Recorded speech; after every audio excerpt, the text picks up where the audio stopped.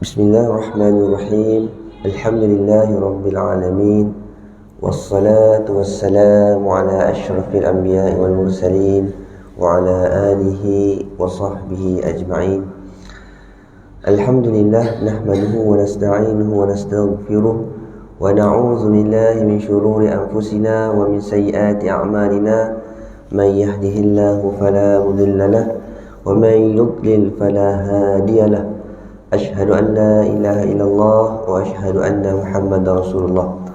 Allahumma salli ala sayyidina Muhammad wa ala ali sayyidina Muhammad ya karim. Jadi alhamdulillah, senantiasa kita mengucapkan lafaz syukur dan kita berterima kasih kepada Allah Subhanahu wa taala di atas segala limpahan nikmat kurniaan yang Allah telah berikan kepada kita, yang dapat kita rasai, yang dapat kita nikmati sehinggalah saat ini. Mudah-mudahan kita termasuk di kalangan hamba-hambanya bersyukur, seperti mana firman Allah Subhanahu wa taala dalam Al-Quran Al-Karim, wa qalilun min ibadiyasy syakur, dan amat sedikit sekali golongan ataupun hamba-Ku yang bersyukur. Walaupun kita lihat bagaimana Allah telah kurniakan nikmat yang begitu luas kepada kita sebagai hamba-Nya, Allah nyatakan dalam Al-Quran juga, wa in ta'uddu ni'matallahi la tuhsuha. Sekiranya kamu mengira ataupun menghitung akan nikmat-nikmat-Ku ini, nescaya tak terhitungnya. Kenapa? Kerana banyak sangat nikmat yang Allah berikan kepada kita. Cuma kita sebagai manusia ni ialah lemah, lalai. Kadang-kadang nikmat yang Allah berikan kepada kita, kita tak rasa pun, tak anggap pun sebagai nikmat. Nikmat udara, nafas yang kita hirup pada pagi ini, pada hari ini, sendi-sendi tangan yang dapat kita gerakkan, itulah nikmat kurniaan yang Allah Subhanahu wa taala berikan kepada kita. Itulah kelemahannya kita. Kadang-kadang sebab terlampau banyak sangat nikmat, kita tak mampu untuk mensyukuri setiap nikmat yang Allah berikan kepada kita. Jadi ucapkan dengan lafaz syukur alhamdulillah, dan kita berterima kasih kepada Allah Subhanahu wa taala atas nikmat kurniaannya. Baik, jadi alhamdulillah kita dah masuk pada bulan Rabiul Anwar ataupun Rabiul Awal, iaitu bulan kelahiran Nabi sallallahu alaihi wasallam. Allahumma salli ala sayyidina Muhammad wa ala ali sayyidina Muhammad, iaitu bulan kelahiran Rasul kita, Rasul di dunia mulia kita, Nabi Muhammad sallallahu alaihi wasallam, iaitu khairul bashar, sebaik-baik manusia yang Allah ciptakan di atas muka bumi ini, iaitu Habibullah, kekasih Allah Subhanahu wa taala. Jadi atas maksud tersebut, di bulan yang mulia ini, lebih-lebih lagi untuk kita memperingati baginda Nabi sallallahu alaihi wasallam dan juga mengenal Nabi sallallahu alaihi wasallam dengan lebih dekat lagi. Jadi ulama sebut di sini tanda-tanda kita sebagai umatnya mengenal Nabi, iaitu yang pertamanya dengan cara bagaimana? Dengan cara kita mengenali nasab dan juga nama Nabi sallallahu alaihi wasallam. Nasab keturunan Nabi sallallahu alaihi wasallam. Kenapa kena hafal sampai nasab, tahu nasab? Itu antara tanda kita mencintai Nabi sallallahu alaihi wasallam. Kerana yang pertama ni, daripada nama ni kita dapat mengenali bahawa Nabi adalah berketurunan daripada keturunan yang terbaik, keturunan pembesar. Jadi Muhammad bin Abdullah bin Abdul Muttalib, sampailah kepada datuk nenek moyang Nabi Qusay bin Kilab. Jadi panjang silsilah keturunan Nabi sallallahu alaihi wasallam. Dan kalau kita kaji sejarah, lihat sejarah daripada ayahnya, datuknya, nenek moyangnya, Nabi Muhammad SAW adalah merupakan daripada keturunan pembesar ataupun bangsa yang terbaik. Yang keduanya, bagaimana kita untuk mengenal Nabi dengan lebih dekat lagi, iaitu dengan cara kita memperbanyakkan bacaan Syama'il Muhammadiyah. Apa itu Syama'il Muhammadiyah? Iaitu kesempurnaan kepribadian Nabi sallallahu alaihi wasallam, meliputi rupa paras Nabi, perilaku Nabi, hal kepribadian Nabi sallallahu alaihi wasallam, itu akhlak Nabi sallallahu alaihi wasallam. Perkara ini kita tak dapat tahu melainkan daripada para sahabat yang telah berjumpa dengan Nabi SAW, melihat sendiri Nabi SAW depan mata mereka, dan mereka mengkhabarkan, menceritakan kepada anak-anak mereka. Jadi benda ini dituliskan. Sebab tu kalau kita lihat di atas muka bumi ini, tidak ada kisah hidup riwayat ataupun hatta peribadi, hatta rupa parasnya yang dicatat, yang diceritakan oleh orang sepanjang zaman. Tidak ada, melainkan Nabi SAW. Sebab sampai sekarang, walaupun Nabi telah meninggalkan kita 1400 lebih tahun yang lalu, tapi kisah hidupnya, kisah cerita-ceritakan sampai sehingga hari ini. Dan kalau kita lihat kajian penulisan daripada barat pun mengagumi bagaimana kehebatan Nabi SAW sebagai pemimpin, sebagai orang yang berpengaruh sepanjang zaman. Kalau tengok ada 100 orang yang berpengaruh sepanjang zaman, nombor 1, number 1, Nabi Muhammad SAW. Diiktiraf hatta oleh orang-orang kafir ataupun orang-orang barat. Baik, jadi kita membaca Syama'il Muhammadiyah ini, iaitu kesempurnaan Nabi SAW, untuk kita mengenal Nabi SAW. Kita umat Nabi yang jarak kita 1400 tahun lebih tahun yang lalu tak pernah melihat Nabi SAW, tak pernah mengenal Nabi SAW. Tapi bagaimana kita ini yang Nabi sentiasa sebutkan keadaan diri kita, iaitu aku rindu akan umat aku. Bila sahabat tanya, ya Rasulullah, kami di hadapan engkau ya Rasulullah, wa antum ashabi, kamu semua adalah sahabat-sahabatku. Adapun umat aku ini, mereka tak pernah melihat aku, mereka tak pernah pun berjumpa dengan aku, tapi mereka ini mencintai aku, mereka ini mengikuti ajaran aku. Siapa? Kita yang telah Nabi sebutkan, yang Nabi bicarakan 1400 tahun yang lalu. Jadi sebab tu tak pelik bagaimana walaupun keadaan kita yang tak pernah berjumpa dengan Nabi, tapi kita kenal Nabi. Dengan cara bagaimana?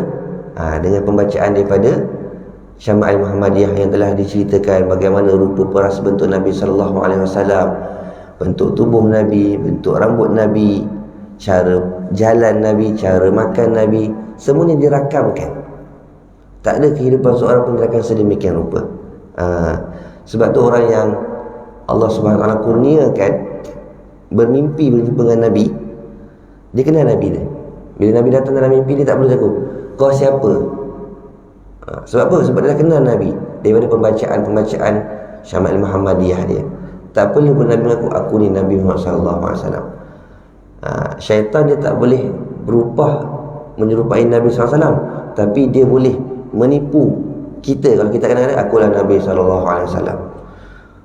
Contoh, kita kata ya ke, kemudian aku nak amanah dengan kau, contoh tak perlu sembahyang lagi, kau dah hebat. Itu perkara yang ditipukan.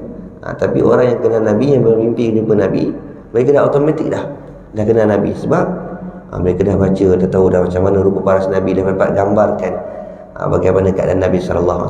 Itulah para alim salafus salih kita yang Allah SWT kurniakan berjumpa dengan Nabi SAW. Mereka dah kenal Nabi dengan mereka mengamati kisah hidup Nabi dan juga Syama'il Muhammadiyah.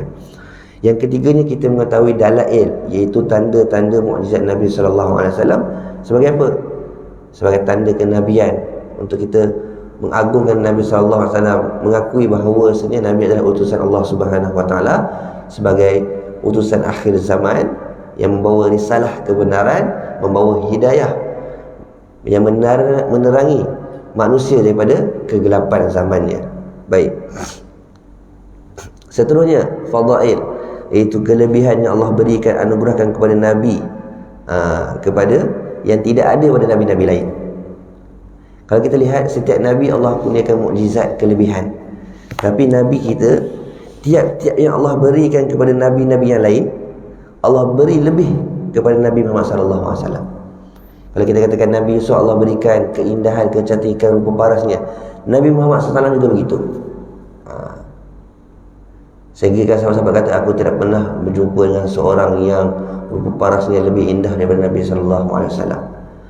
Cumanya bagaimana keizahan rupa paras Nabi itu, nur dia iaitu terhijab. Kerana orang nak pandang sahabat-sahabat Nabi, nak pandang dengan wajah tenun yang tajam, tak mampu. Mereka akan menundukkan di hadapan Nabi bila berhadapan dengan Nabi SAW. Jadi kelebihan-kelebihan Nabi-Nabi yang lain ada pada Nabi SAW yang Allah berikan. Yang kelimanya, bagaimana kita mengetahui sirah perjalanan hidup Nabi SAW. Bermulanya daripada Nabi dilahirkan, kemudian pada zaman kanak-kanaknya Nabi mengembala, kemudian Nabi berhijrah, Nabi berkahwin, siapa anak isteri Nabi, itu kita perlu kenal. Sebagai apa? Sebagai kita yang mengaku yang mencintai Nabi SAW. Hatta guru kami pernah sebutkan, saya ingat sekali lagi, dia kata apa? Seseorang yang kata pada lisannya, aku cinta pada Nabi, sekadar pada lisan, tetapi bila ditanya, kenal tak siapa isteri-isteri Nabi, anak-anak Nabi, diam. Apa peperangan yang telah Nabi ketuai, diam. Tak mengetahui sejarah hidup Nabi SAW. Maka apa guru kami kata, seorang itu adalah kazab, penipu. Kalau orang yang cinta Nabi, maka dia akan mengenali Nabi, dia akan baca kisah hidup Nabi. Macam kita lah, kalau orang bercinta, kita sayang pada seseorang, kita nak tahu peribadi dia. Dia suka makan apa, siapa mak ayah dia, adik-beradik dia, kerja kat mana, belajar kat mana, contoh apa grade dia. Kita nak cuba dalami, ketahui tentang diri dia. Itu tanda kita cinta. Tapi kenapa perasaan cinta tu tak ada ke atas diri kita terhadap Nabi SAW? Jika benar kita katakan cinta, kita pernah baca kisah hidup manusia agung ini. Kita mengenali isteri anaknya, kita mengenali sahabat-sahabatnya, kita mengenali apa ajaran yang dibawa olehnya, dan kita taat turuti. Itu baru kita katakan cinta. Kalau kita nak sembang tentang cinta lah, hakikat cinta. Jadi pada bulan Rabiul Anwar ini, bulan yang penuh bercahaya dengan keberkatan kelahiran Nabi SAW, kita banyakkan pembacaan tentang hadis-hadis Nabi, tentang kehidupan Nabi SAW. Supaya apa? Supaya hadir kecintaan yang sebenar kita ke atas Rasul junjungan mulia kita. Dan apa yang kita nakkan, iaitu Nabi kenal kita sebagai umatnya. Nabi kenal kita sebagai umatnya, dan kita kelak dibangkitkan dengan bersama Nabi SAW sebagai umatnya. Kita takut Allah beri peluang kepada kita, Allah dah pilih kita sebagai umatnya, tapi kita takut di akhirat kelak, di sana kelak, kita bila dibangkitkan tak bersama dengan Nabi SAW. Na'udzubillah min zalik. Kerana apa? Kalau kata kita buka pada tafsiran surah Al-Kawthar, iaitu pada tafsir Al-Munir, ada nyatakan contoh asbab nuzul pada surah Al-Kawthar, inna a'tainakal kawthar. Itu pada sebabnya turunnya ayat ini. Ketika itu Nabi bersama dengan para sahabat radhiyallahu anhum, kemudian Nabi terlelap ataupun tertidurlah. Di situ wahyu turun, wahyu surah ini, iaitu inna a'tainakal kawthar. Sesungguhnya aku telah berikan kepada kamu, iaitu Al-Kawthar.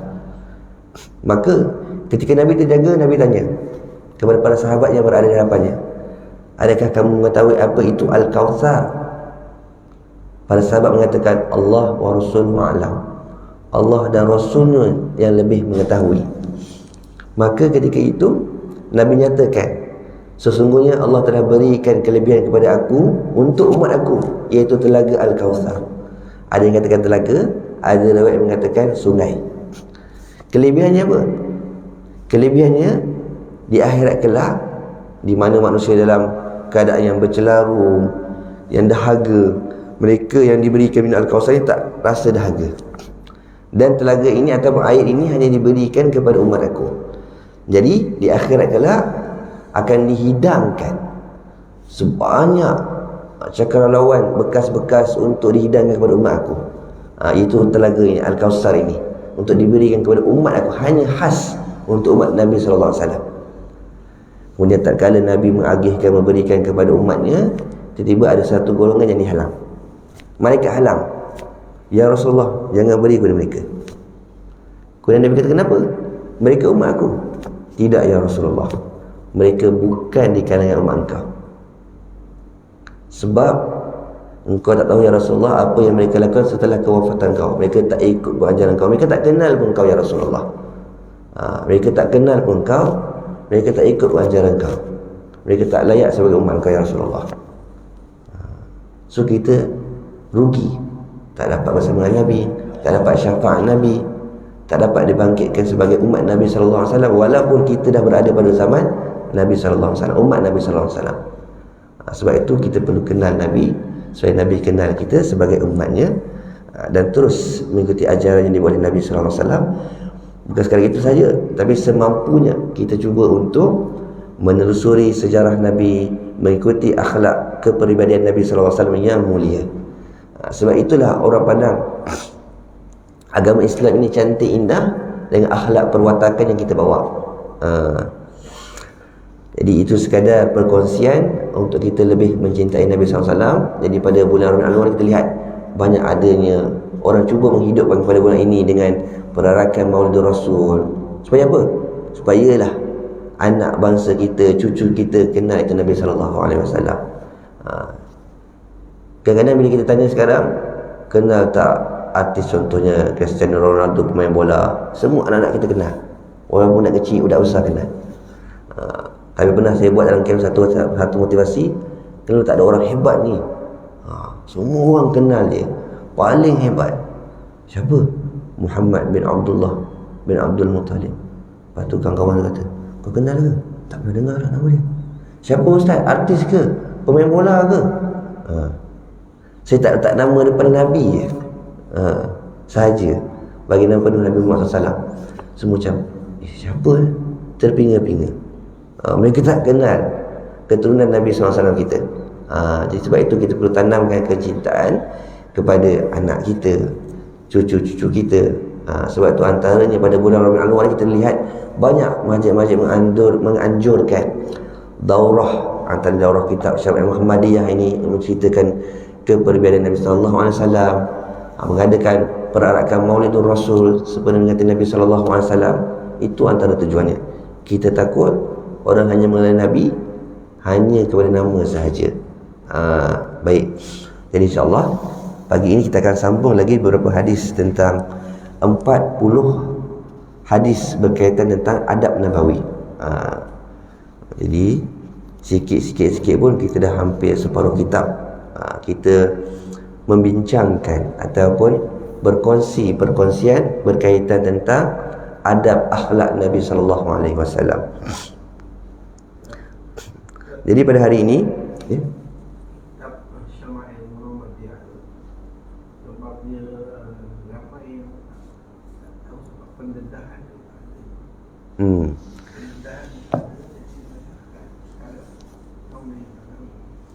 kalau kita tengok sekarang, antara dia dah banyak versi Syama'il Muhammadiyah ni, dan banyak telah diterjemahkan dalam bahasa Melayu. Okey, ada kalanya dia tak terjemahkan satu persatu, tapi dia dah buat buku tentang nama buku tu lah, kepribadian akhlak Nabi SAW. Dia dah tukar tajuk. Tapi kalau dapat cari, yang ini pun dah cukup memadai. Dia ringkasan Syama'il Muhammadiyah yang telah diterjemahkan oleh tuan guru kita Ustaz Muhazzir Hashim Al-Mindani. Dan buku ni pun kalau kita lihat, rata-rata pada bulan ini dah buat daurah untuk menghabiskan kitab ni. Ada yang pengajian di universiti-universiti, ada pun di masjid-masjid lain, di lembah-lembah lain mereka dah mulakan buat daurah. Contoh daurah Sabtu dan Ahad, pada pagi sampai petang. So walaupun kita kata sepintas lalu, tapi kita mengambil keberkatan dan kita buat pembacaan. Tak kisah sama ada pembacaan dengan sahabat-sahabat, ahli keluarga. Mungkin kadang-kadang Syama'il Muhammadiyah dalam bahasa Arab saja, tapi dalam bahasa Melayu peribadi Nabi SAW ataupun kisah hidup Nabi SAW. Yang tu buku-buku tu banyak kita boleh dapati di pasaran. Cuma yang Syama'il Muhammadiyah ini diambil daripada hadis daripada Imam Tirmizi yang meriwayatkan ada pembacaan hadis. Okey, tentang hadis itu daripada mana sahabat sahabat-sahabat yang menyatakan, contohnya melihat Nabi, yang menyatakan rupa paras Nabi sallallahu alaihi wasallam itu siapa sahabat-sahabat itu, daripada hadis tersebut. Okey. Jadi insya-Allah kita boleh, kalau tengok je mana-mana kedai buku, cari je nak Syama'il Muhammadiyah, ada banyak versi. Tak kisahlah mana-mana versi pun, mana-mana terjemahan pun kita ambil satu dan kita cuba baca untuk kita lebih mengenali peribadi Nabi SAW. Baik, jadi insyaAllah kita sambung pada hadis yang ke-22. Kita dah separuh kitab dah 22 hadis kita bicarakan tentang adab Nabi SAW. Jadi hadis pada hari ini membawakan hurmatu tanaji al-isnan duna al-thalith, iaitu larangan dua orang berbisik tanpa melibatkan orang ketiga. An Abdullah ibn Mas'ud radhiyallahu anhu anna Rasulullah sallallahu alaihi wasallam qala idza kanu thalatha fala yatanajasnani duna al-thalith muttafaqun alaih wa lafzu Muslim fa inna dhalika yuhzinuhu. Hadis ke-20, hadis ke-22 daripada Sayyidina Abdullah ibn Mas'ud radhiyallahu anhu bahawa Sayyidina Rasulullah sallallahu alaihi wasallam bersabda, apabila kalian bertiga, maka jangan dua orang berbisik membiarkan yang ketiganya. Muttafaqun alaih. Dan dalam lafaz yang diriwayatkan oleh Imam Muslim ada sedikit penambahan, iaitu kerana sesungguhnya perkara demikian itu menyinggung perasaannya, iaitu perasaan orang yang ketiga. Baik, sedikit terjemahan tentang siapakah periwayat ini, perawi hadis ini, iaitu Abdullah bin Mas'ud Ibnu Al-Ghafil radhiyallahu anhu. Kunyahnya Abu Abdurrahman Al-Hazali, dan beliau merupakan daripada Khalif Bani Zuhrah. Jadi ibunya adalah Ummu Abdun binti Abdi Wadi dan Sawa Ibnu Qarim Ibnu Syalalah daripada Bani Hazil. Okey. Jadi keislamannya Ibnu Mas'ud ini iaitu pada awal Islam, ketika mana Islamnya Sayyidina Sa'id bin Zaid dan isterinya Fatimah binti Al-Khattab radhiyallahu anhuma sebelum masa Islamnya Sayyidina Umar radhiyallahu anhu. Okey. Jadi diceritakan antara sebab keislaman Abdullah bin Mas'ud ini seperti mana yang telah diceritakan, aku pernah menjadi penggembala kambing milik Uqbah Ibnu Abi Mu'ais. Maka satu hari Nabi SAW telah datang melewati aku. Kemudian baginda bertanya kepada aku, iaitu kepada Ibnu Mas'ud, wahai anak muda, apakah engkau mempunyai susu kambing? Lalu aku menjawab, ya, akan tapi aku telah diamanahkan untuk menjaga kambing-kambing ini. Baginda bertanya, apakah ada anak kambing? Maka aku datangkan kepada baginda SAW dengan seekor anak kambing, iaitu kambing yang lebih usianya dalam lebih kurang 1 tahun lah. Yang kita kambing kecil, anak kecil tak mempunyai susu. Lalu apa yang dilakukan oleh Nabi SAW? Nabi menyapu ataupun mengusap kantung susu anak kambing tersebut. Maka dengan izin Allah, kantung susu tersebut penuh dan mengeluarkan susu. Maka dikumpulkan susu itu dalam bekas dan baginda meminumnya, dan baginda juga memberikan kepada Sayyidina Abu Bakar. Kemudian setelah selesai perkara tersebut, dapat minum susu di kambing tersebut, maka kantung itu susut ataupun kecut kembali seperti asal. Jadi ini antara yang beliau nampak mukjizat Nabi depan mata beliau. Antara menyebab menjadi asbab keislamannya. Jadi beliau ini menyertai peperangan Badar dan perjanjian Hudaybiyah, dan beliau salah seorang sahabat yang berhijrah sebanyak 2 kali. Yang kita tahu, kumpulan yang pertama yang bila Allah perintahkan hijrah, sebahagian sahabat berhijrah ke Habsyah, yang diketuai ketika itu ialah Raja Najasyi, kan? Dan yang keduanya perpindahan daripada Mekah ke Madinah.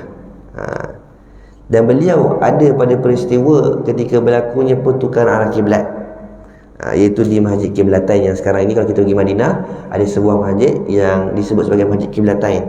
Iaitu kenapa dinamakan Masjid Qiblatain, masjid yang punya 2 arah kiblat, kerana situlah kisah di mana Allah SWT turunkan wahyunya, firmannya yang menyatakan, yang menyuruh Nabi SAW untuk tukar arah kiblat daripada Baitul Maqdis kepada Masjidil Haram.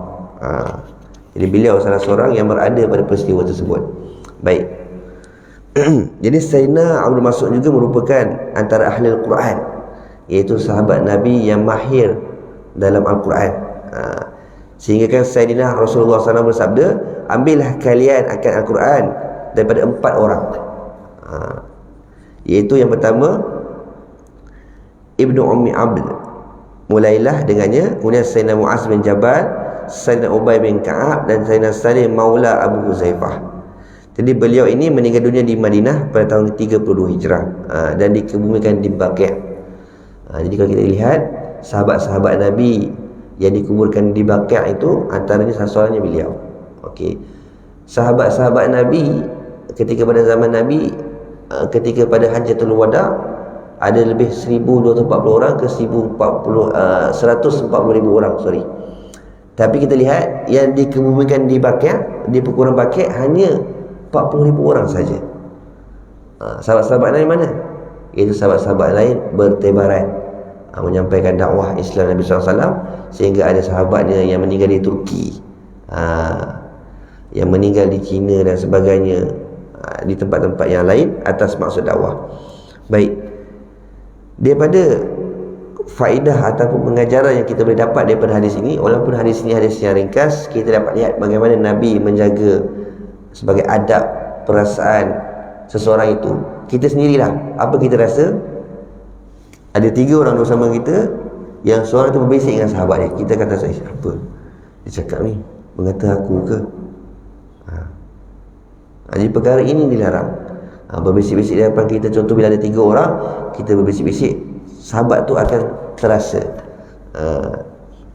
Jadi daripada fawaid atau pengajaran daripada hadis ini, kita dapat mengetahui bahawasanya haram berbicara secara berbisik di antara 2 orang dan menyembunyikannya daripada orang yang ketiga.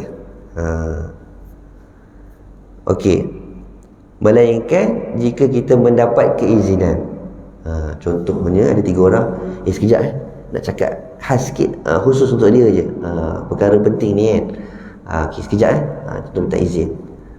Kita tak apalah. So kita tahulah, mungkin kita nak mengata dia benda penting, benda rahsia ke. Sebab kalau kita buat demikian, orang tak tahu, macam dia anggap dia ni mengata aku ke. Dia kan ada timbul perasaan tu. Jadi perasaan tu yang Nabi cuba hindarkan umatnya, supaya perasaan berburuk sangka. Sebab tu kalau andai kata berbuat demikian juga, minta izin.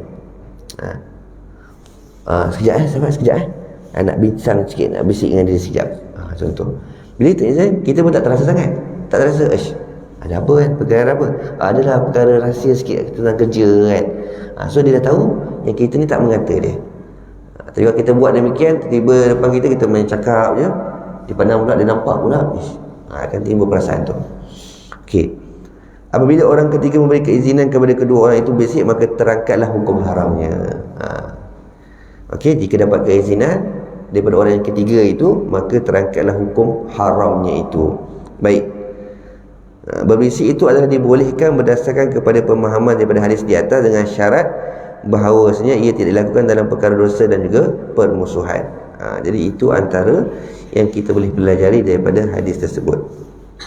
Seterusnya, kita dah masuk dalam bab adabil atis, iaitu bagaimana adab orang yang bersin. Orang yang bersin. Kemudian bagaimana adab orang yang mendengar orang yang bersin, apa yang perlu dinyatakan, apa yang perlu disebutkan.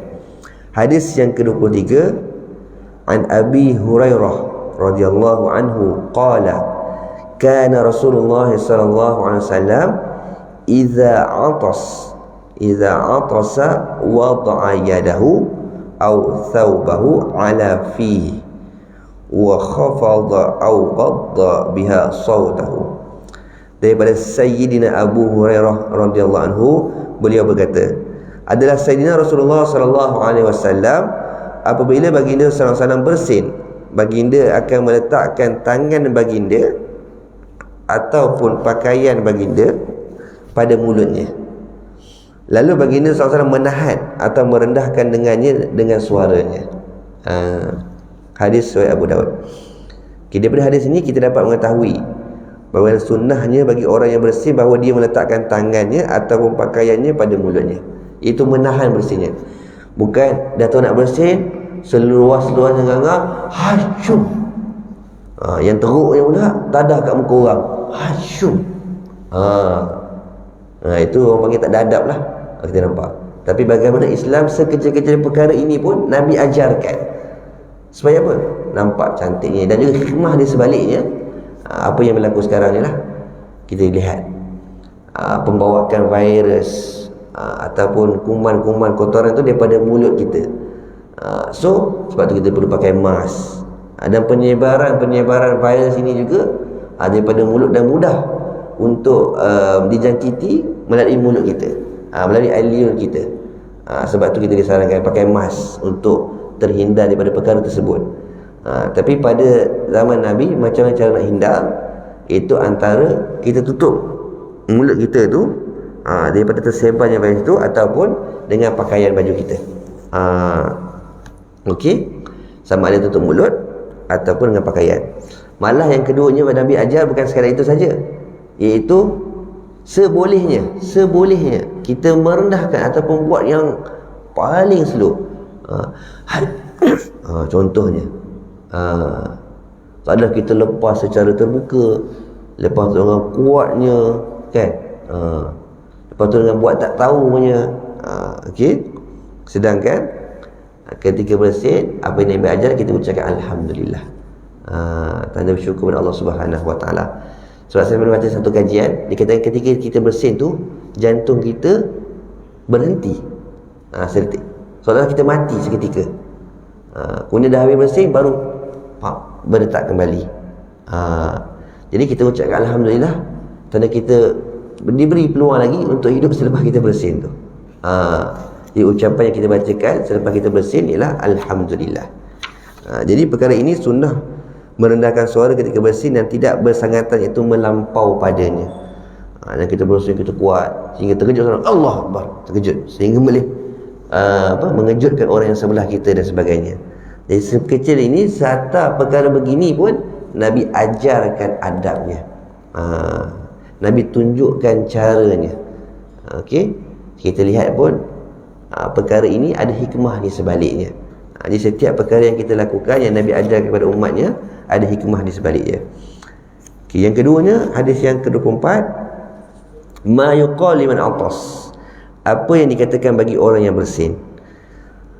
An Abi Hurairah radhiyallahu anhu anin Nabi sallallahu alaihi wasallam qala idza atasa ahadukum falyaqul alhamdulillah wal yaqul lahu akhuhu aw sahibahu yarhamukallah. Fa idza qala lahu yarhamukallah falyaqul yahdikumullah wa yuslihu balakum. Maksudnya apa? Daripada hadis yang ke-24 ini, Nabi ajarkan pula macam mana secara detailnya siapa yang bersin nak sebut apa. Kemudian orang yang mendengar bersin tu katakan apa pula. Kemudian bila orang yang bersin dengar orang itu katakan apa kepada dia, macam nak jawab pula. Masya-Allah. Okey. Daripada Sayyidina Abu Hurairah radhiyallahu anhu, daripada Nabi sallallahu alaihi wasallam, baginda sallallahu alaihi wasallam bersabda, apabila salah seorang di kalangan kalian bersin, maka dia hendaklah menyebut alhamdulillah. Iaitu apa maksudnya? Segala puji-pujian yang tertentu bagi Allah Subhanahu Wa Taala. Kemudian, dan hendaklah pula saudara ataupun kawannya yang mendengarnya, yang mendengar ucapan alhamdulillah itu, menyebut yarhamukallah. Itu apa? Mendoakan kesejahteraan, rahmat kepada sahabatnya itu. Semoga Allah merahmati kamu, ataupun semoga diri kamu dirahmati Allah Subhanahu Wa Taala. Itu mendoakan saudara dia itu. Jadi kita lihat bagaimana indahnya akhlak Islam itu, mendoakan di antara satu sama lain. Dan kemudiannya pula, sahabat tu dah dengar ada orang berdoa ke atas diri dia. Apa dia jawab? Makalah hendaklah orang yang bersih itu membalas ucapan dengan mengatakan yahdikumullah wa yuslihu balakum. Dia pula doa kepada orang yang mendoakannya, iaitu semoga diberi petunjuk, yahdikumullah, daripada hidayah. Semoga kalian atau semoga kamu juga diberikan petunjuk oleh Allah Subhanahu Wa Taala dan diperbaiki olehnya akan hal keadaan kalian. Kita doakan balik kepada orang yang mendoakan kepada kita. Itu saling mendoakan antara satu sama lain. Jadi kita lihat bagaimana indahnya Islam itu mendoakan di antara satu sama lain, dan juga kita lihat bagaimana Nabi mengajarkan sekecil-kecil perkara sehingga hadap berkaitan tentang bersin pun Nabi nyatakan cara dan Nabi tunjukkan bagaimana keadaan dia. Baik. Jadi sebab datangnya hadis ini, menurut Imam Ahmad bin Hanbal rahimahullah telah mengeluarkan hadis dalam musnadnya bahawa Sayyidina Salim Ibn Ubaid radhiyallahu anhu berkata, adalah kami bersama-sama Sayyidina Rasulullah SAW di dalam musafir. Lalu seseorang telah bersin. Lalu dia berkata, Assalamualaikum. Lalu Sayyidina Nabi SAW menjawab, Alaika wa ala ummik. Kemudian baginda Nabi SAW bersabda, apabila seorang daripada kalian bersin, maka hendaklah dia mengatakan Alhamdulillah ala kulli hal, iaitu segala puji itu tertentu bagi Allah atas setiap keadaan, ataupun Alhamdulillah ya Rabbil Alamin, iaitu segala puji-pujian tertentu bagi Allah Rabbus sekalian alam. Dan dikatakan pula kepadanya, ya rahmukallah, iaitu semoga kalian dirahmati Allah, atau semoga dirimu dirahmati Allah Subhanahu wa taala. Dan hendaklah dia berkata pula, yaghfirullahu li wa lakum, semoga Allah mengampuni aku dan kalian. Ini antara sebabnya Nabi tunjukkan, Nabi ajarkan kepada sahabat yang bersin. Jadi daripada hadis ini kita dapat mengetahui antara pengajaran faedahnya, iaitu pertamanya, selepas kita bersin kita ucapkan Alhamdulillah. Kemudian bagi mereka yang mendengar oleh orang yang bersin itu, kita sunnah, bukan wajib ya, sunnah untuk mendoakannya dengan mengucapkan ya rahmukallah. Dan yang ketiganya pula, orang yang mendengar orang mendoakan atas dirinya pula sunat untuk kembali mendoakan kepada orang yang telah mendoakannya dengan mengucapkan yahdikumullah wa yuslihu balakum. Kalau tak hafal bahasa Arabnya, baca bahasa Melayu pun tak apa. Semoga Allah juga beri petunjuk kepada kamu dan diperbaiki olehnya akan hal keadaan daripada hal kalian, hati kalian. Maksud hal keadaan itu daripada hati, merujuk kepada hati. Okey, baik. Jadi insyaAllah pada hari ini kita perkongsian kita tentang dua hadis. Kita tinggal lagi beberapa hadis tentang adab meminta izin dan juga dan sebagainya, adab dalam majlis ilmu yang kita akan selesaikan, kita akan kongsikan pada pengajian kita yang akan datang. Jadi yang mana? Yahdikumullah wa yuslihu balakum. Wa yuslihu balakum. Kalau panjang sangat, yahdikumullah pun tak apa, cukup yahdikumullah. Itu kita doakan hidayah, semoga Allah beri petunjuk kepada orang yang doakan itu. Yahdikumullah. Kalau hafal panjang sikit, yahdikumullah wa yuslihu balakum, daripada salih, wa yuslihu balakum, islah. Yahdikumullah wa yuslihu balakum. Yang biasa kita dengar orang dua ni je, orang bersin Alhamdulillah, orang jawab ya rahmukallah. Yang ketiga kadang kita tahu, sebab mungkin tak tahu ataupun tak pernah dengar lagi. So lepas ni kita dengar, kita cuba amalkan untuk saling mendoakan pula. Kita bersin Alhamdulillah, orang yang mendengarkan ya rahmukallah, kemudian kita jawab balik yahdikumullah. Kalau baca panjang, yahdikumullah wa yuslihu balakum. Okay, jadi mudah-mudahan kita dapat ambil manfaat dari pembacaan hadis ini, iaitu tentang berkaitan dengan adab Nabi SAW dalam kehidupan dia, daripada makan, daripada kita dah mula daripada makan, daripada Nabi tidur, keadaan Nabi berjalan dan sebagainya. InsyaAllah ini hanya sedikit, hanya 40 hadis. Tapi kalau kita nak baca, kita adab ada yang tebal, adab-adab dalam Islam dan sebagainya yang boleh kita pelajari. Jadi kita tahu, kita belajar bukan hanya semata-mata untuk mendengar, tapi yang pentingnya kita cuba terbitkan, iaitu kita cuba sedaya upaya kita untuk merealisasikan, itu mempraktikkan dalam kehidupan seharian kita, seperti mana apa yang telah ditunjukkan, yang diajarkan oleh Nabi SAW. Kalau tak mampu buat semua, jangan tinggal semua. Buat apa yang kita tahu dan apa yang kita mampu.